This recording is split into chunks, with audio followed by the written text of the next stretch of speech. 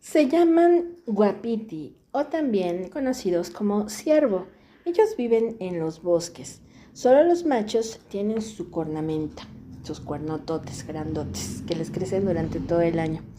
Además de esto, son de color rojizo, pero en invierno el color se torna más oscuro y tienen una mancha en la parte de atrás. Todos la tienen color blanca.